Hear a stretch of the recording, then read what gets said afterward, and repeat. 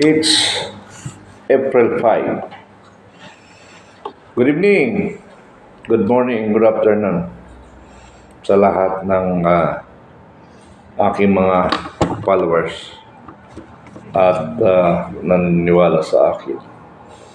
Ang pupuntuhan ko ngayon, dahil nga April 5, ang deadline namin na sinasabi na magkaroon ng kooperatiba nationwide, at yun ang inaabangan namin first quarter of 2024. Actually, matagal na nga yun eh. Hanggang ngayon, hindi pa rin nangyayari. Dahil nga sa impormasyon ko,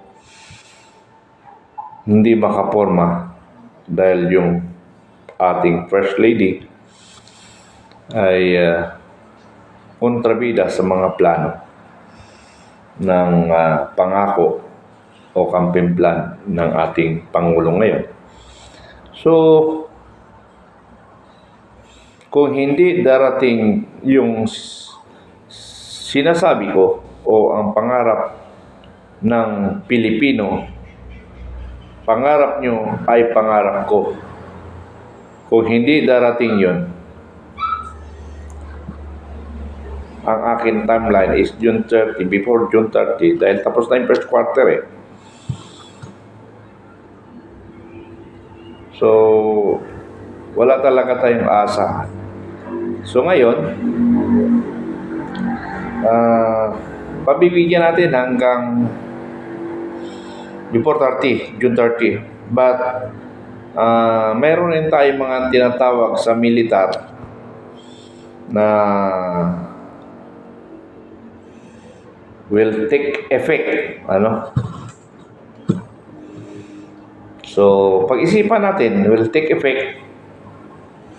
Yung may narinig nga ako doon sa isang dato na nakalap niya na pagpasok ng April, may pitsang binanggit noon nakalimutan ko lang. Magkakaroon ng kudita. Narinig? Hindi. Pinalabas yun, i-vlog yun So kung ano man yun, ay mag-isip-isip ng ating Pangulo. Although, hindi na mangyayari dahil mayroon naglabas di ba? Hindi na mangyayari yung kudita. Pero hindi natin alam kung may mangyayari. Basta kaming 3 Musketeer, General Survivor, and General Macanas, in me, ay nagkakaisa sa layuning pagkakaisa. Anong pagkakaisa na ito? Dahil kahit na yung followers si Marcos bumaliktad na bumaliktad na. Sabi nga nila, nabudol. Pero maaaring totoo na nga kasi wala nangyayari doon sa mga pangako magdadalawang taon.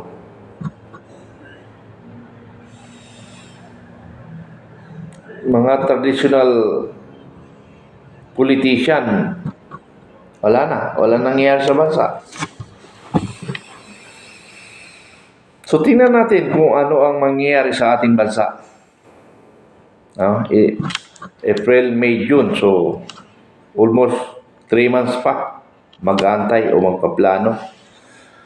Pero maaaring hindi dahil may rumors So ibig sabihin, nakahanda ang mga uniformadong armado ng gobyerno. O baka sila nagpaplano, ay hindi natin alam. Pero sabi nga namin ni General Survivor,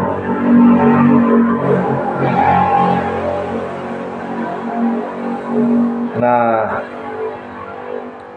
kung ang taong bayan nagkakaisa Bakit hindi sasamang armed forces? Kasi ang binabantayan natin, ang mga ng sundalo at pulis, mga mamamayang Pilipino. Hindi lang po pwede isa lang kanyang babantayan. Ay, mali yun. Ano? So, wait and see tayo. Tingnan natin ang ating bansa. Parang wala eh. Hindi natin naramdaman ang ating Pangulo. Pero bago nga pala makalimutan, mag-subscribe kayo sa aking TV.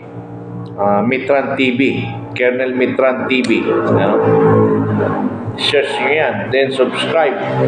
Ano? Then, i-follow nyo na rin ako sa aking bagong assignment. Dahil gusto ko lang magkaroon ng sideline.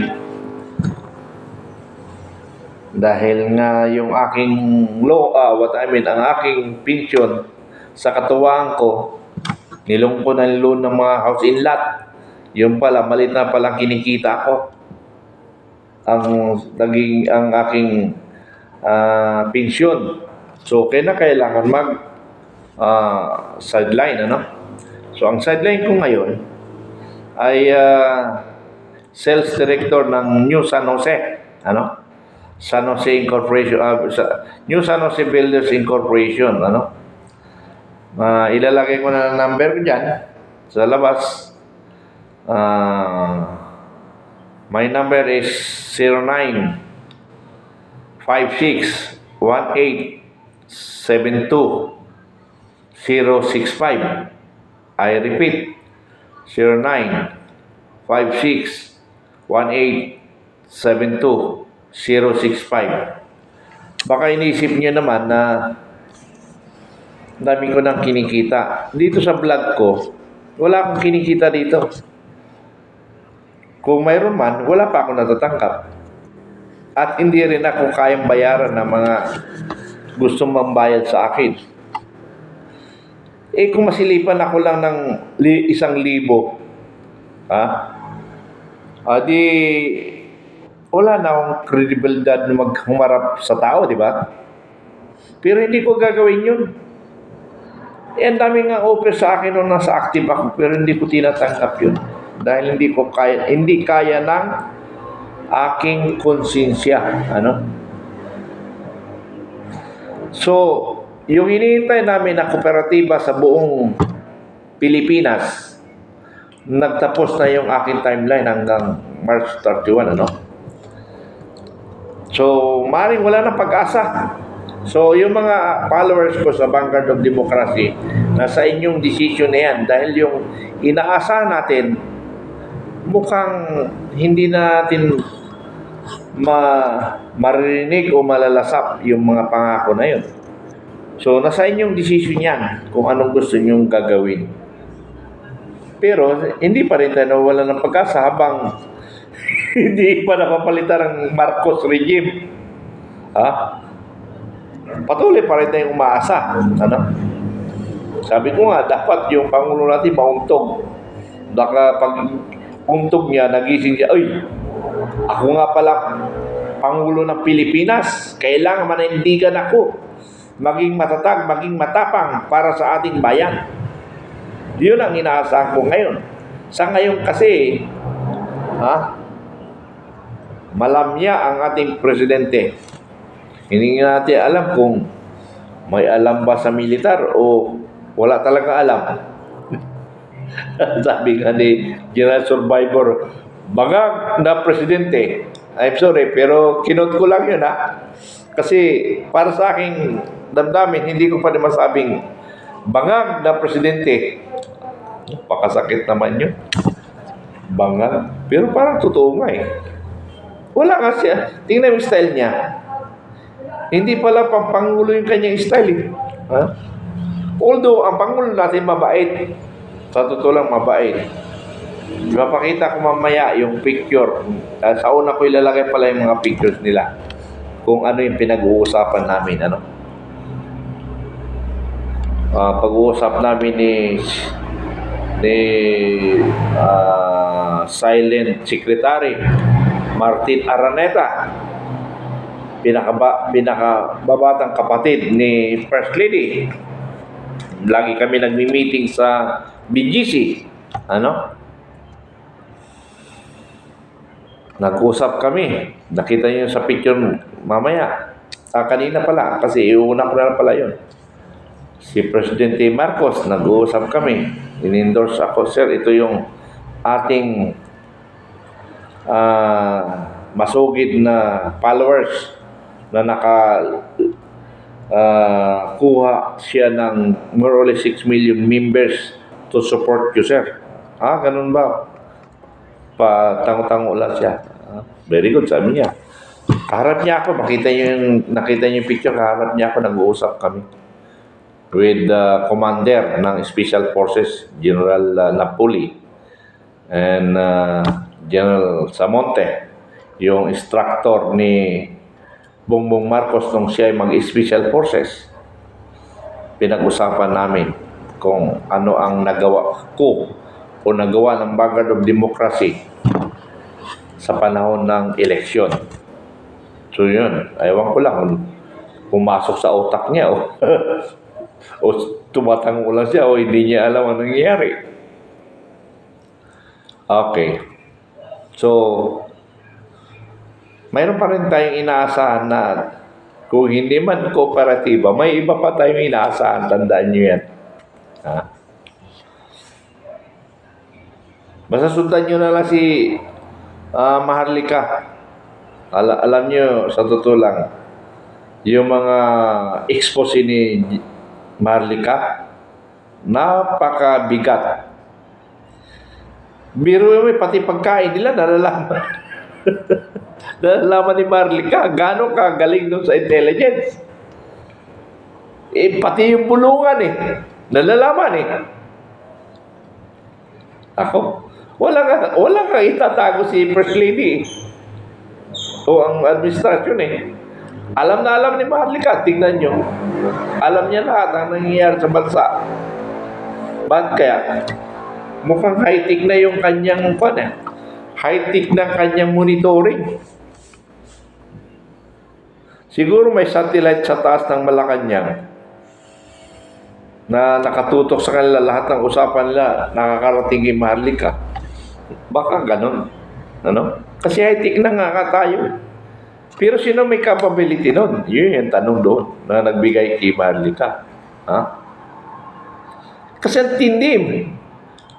tindi ng kanyang expose, mga nalalaman sa gobyerno. Nilagyan ng kamera ang Malacanang, kung may satellite sa taas, nagmumonitor. Pero hindi, kahit nasa abroad siya si Presidente Marcos namumonitor Nako, hirap pala niya. Hirap. So, yun lang muna. Medyo malumanay ang mga banat ko ngayon dahil nag-antay pa rin ako Hindi pa nag-iinit yung dugo ko kaya hindi pa nagsisermon. Malumanay pa ako ngayon. Pero, ewan ko lang. Sabi nga ni General Survivor, kaya ako nag-retire ng maaga dahil hindi ko kayang tanggapin ang mga trapong politician. Kasi kung ako'y naging 4-star general o 2-star general man lang, ang lahat ng mga reklamador, firing squad, EAP ang magdidesisyon. Pwede ba yan? Siyempre pwede yun.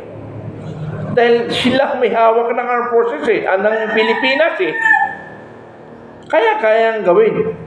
Kahit sabi ni Pangulo na, ay, bawal yan. Makaya ba ni Pangulo ang armed forces kung magkaisa? Hindi. So, point ko dito, yung monitoring ni Maharlika, yun ang mabigat.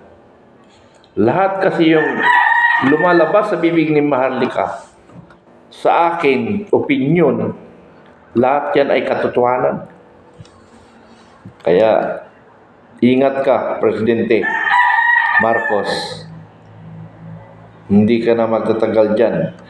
Kung wala kang pagbabago at hindi mo ipatupad yung Pangarap nyo ay pangarap ko rin. Bow. Okay, tingnan nyo lang yung nakita yung picture sa una. Ayun, yung mga usapan namin. Yan yun. Ito pang huli na picture naman, picture namin sa paano mag-training, paano ma-educate sila, may train kung paano magkaroon ng magandang sales sa condo. So, tingnan nyo rin mga pictures na yun, na pinag-uusapan namin. So, sumisigit kayo nyo, kasi si Jer Bacalas ka eh. Mayroon siyang anak buhay na, ang akin naman is, baka sakaling mayroong kumuha, di nakatulong ako, at natulungan rin ako, para lalong tumatag yung aking vlog. Kasi habang ako'y nagsa-sideline, tinitingnan ko rin ang nangyayari sa ating bansa. At ilalabas ko yan, ilalathala natin. Yung West Philippine Sea, saka ko na itapik yan. Mag-research pa ko ng mag-research. Kasi puro tama lahat ng sinasabi nila. Ang problema lang yung tama ito, tama sisi. Wala na palang mali. Bakit natatalo pa tayo? Yun yung tanong doon. Yun ang dapat i-discuss natin, ang iba, nakatatakot na magigera na. Magigera na, hindi pa nga natapos yung NPA, New People's Army, 50 years, tapos makipaglaban tayo sa China na mga higanting pwersa. Yung NPA, hindi nga natin matalo eh. Ilan lang yung NPA, hindi natin matalo-talo. Yung mga rebelde sa Mindanao, hindi nga natin matalo eh. China pa. Aywan ko lang sa inyo. Ewan ko sa inyo kung paano. Hindi ako makabigbigay ng idea. Although hindi pa naman ako dumating sa strategy kasi kaya hindi natin alam yung... Pero bilang isang tumagal sa armed forces, anong panlaban natin? Batuhan? I-challenge natin China para laban natin bato sa bato. Pulot sa dagat, ibato, bukulan na lang para pera laban. Kung magagamit ng mga highly weapons, talo na kami.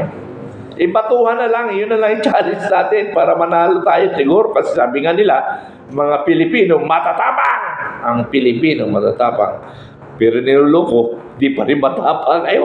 Hindi ko maintindihan ang pag-ugali ng Pilipino. Pag niloloko, okay lang. Pero ang daming matatapang sa tutulang mga Pilipino. Talagang nakita ko yan. Sa sundalo, marami ang nakita. Nakikipagpatayan. Sa kalaban ng gobyerno, hindi patayan ng kalukuhan. Talagang sa panahon namin, makikita ko yung mga kasamahan ko. Talagang masigas humanap ng kalaban. Pero pag retired, nawala na, bawon na sila agad. Wala. Imbis na tumapang lalo tayo dahil retired na tayo, dahil hindi tayo matanggal sa serbisyo, lalong natakot tayo. Ano ba yan?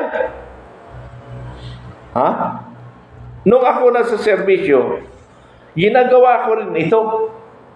Pero hindi nagbablog. Okay. Bigyan ko kayo ng mga idea na nasa active ako. Nung major ako sa 3rd IB, na-assign ng Zambales. Tumawag anak ko. Amis ko na for confinement yung anak ko dahil sa appendix. Sugod sa Biluna. Sabi ko, dali na lang sa Biluna. Total military naman ako. In case of emergency, kaya tayo makiusap. Hindi, doon sa UST, libre siya doon sa kanyang trabaho. Hindi, malayo rin yun. Dito na lang sa military. Di sinunod nila ako. Sinunod nila ako. Biruin nyo, tinawagan ako ng mga alas 9 ng gabi. Sige, dalhin nyo na sa Biluna. Okay. Ako naman, dahil may activities ako that time sa gabi, hindi ko sila iniwan sa activities. Umabot yata kami ng alas 2 o alauna media yung activities na yun. Kasi social gathering eh. After ng activities base ako agad ng civilian, proceed kagad ako. Ewan ko kung may sasakyan ako nun o commute ako. Hindi ko matandaan. Proceed ako sa Biluna. Ano? Proceed ako sa Biluna. So, pagdating sa Biluna, hindi pa pala na-operahan. Dumating ako mo sa Biluna, alas 5. Hindi pa pala na-operahan ang anak ko. Kasi hininga ng 10,000. Ano yung private hospital? Hingin nyo ng 10,000? Eh, nasa active ako eh.